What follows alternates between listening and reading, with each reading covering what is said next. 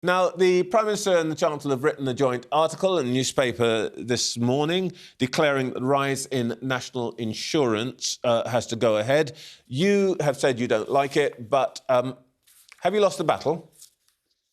Well, I agree with the government that we need the money for the National Health Service and social care. There's an umbilical cord between the British people and the NHS, and they want that money spent. I also agree that we shouldn't borrow to pay for this, because all that does is defer tax rises and also puts pressure on interest rates. What I'm just asking the government to do is to go back to the drawing board and look at how they raise that money. And I've suggested that the government looks at windfall taxes on big business, particularly oil companies, for example, who've been raking it in over the past couple of years, perhaps increase capital gains tax as well, so we can raise those funds for the NHS without hitting low-income workers. This is very interesting. I mean, if I didn't know that you were a Conservative MP, I would have assumed that that was a Labour MP speaking, because that is precisely what the Labour Party says it wants to do and precisely what the Prime Minister and the Chancellor said that they'd never do. Well, I don't think the Labour Party have proposed windfall taxes on oil, but what if you go back to Margaret Thatcher? Rachel Reeves stood and talked to me and said exactly those words. Well, that's fine. But if you go back to Margaret Thatcher, and you were talking about Mrs. Thatcher earlier, she imposed windfall taxes on the oil industry. She put taxes on banks because they needed to raise money in extraordinary circumstances. We face emergency circumstances now because of the huge rise in energy bills, up to £2,000. We've got petrol and diesel nearly reaching £1.50 at the pumps. We've got inflation over 5%. So families are facing a real struggle to feed all their families and pay for the cost of clothing, and the cost of living is a huge problem at the moment.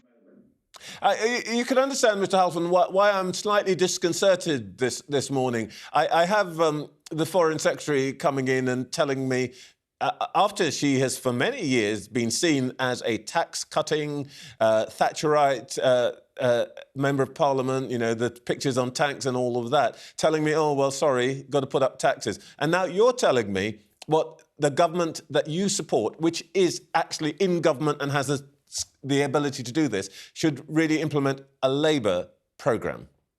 I don't accept it's a Labour programme. I'm a practical Conservative. As I said, Mrs. Thatcher imposed windfall taxes on the oil industry and put taxes on banks to raise vital funds that were needed during the 1980s. And if I have a choice between taxing low-income workers, so if you're a worker on £20,000, you're going to be paying an extra £90. If you're a worker on £30,000, you have to pay an extra £214 with this tax. That's a huge amount of money, especially with costs in energy going up, in petrol and diesel and food and everything else. So a much better option, in my view, would be a windfall tax on big business. So to pay for that, that would pay for the NHS money that is needed without hitting low-income workers.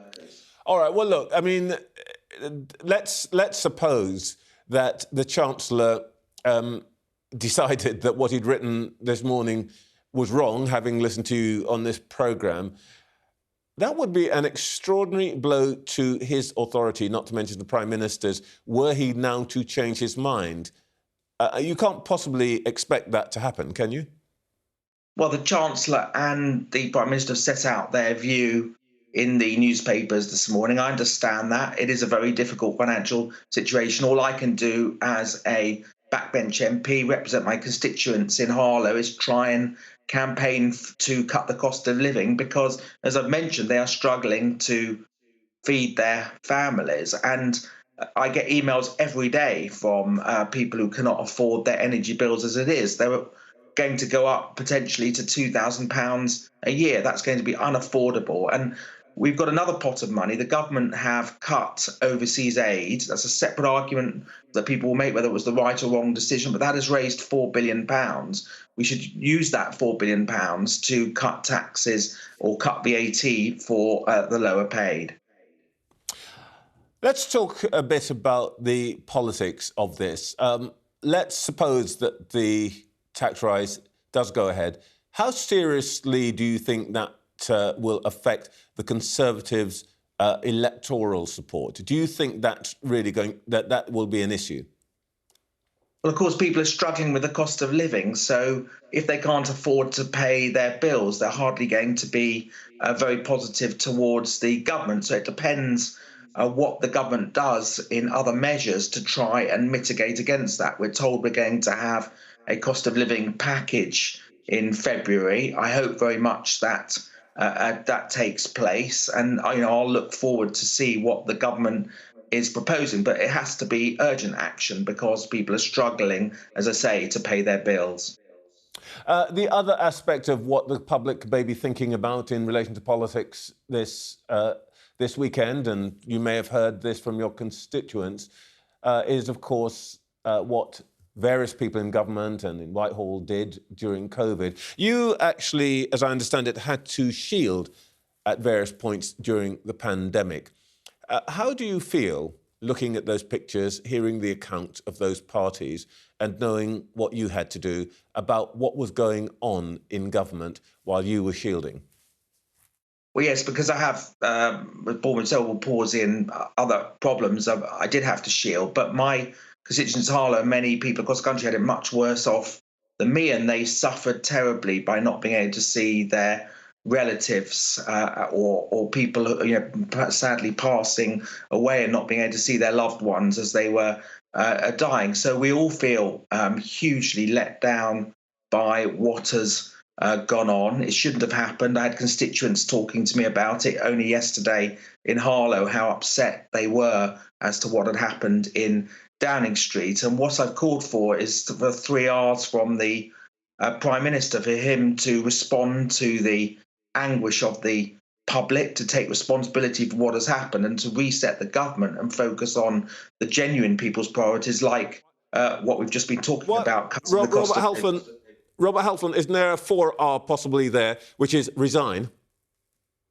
I'm not agitating against the Prime Minister. I'm certainly not putting a no confidence motion for 2 reasons. First of all, I don't think the public would welcome bloodletting or change of government in the midst of a crisis in terms of Eastern Europe, in terms of the economy and the cost of living coming out of COVID. And secondly, I do accept that I owe the Prime Minister some residual loyalty, not just for winning the 2019 election and for Brexit, but also for the vaccine programme, for the jobs miracle we've got in our country. And I think those are important things to remember. But that doesn't mean, as I say, I don't want I want the Prime Minister to take responsibility to reset the government and respond properly to the public.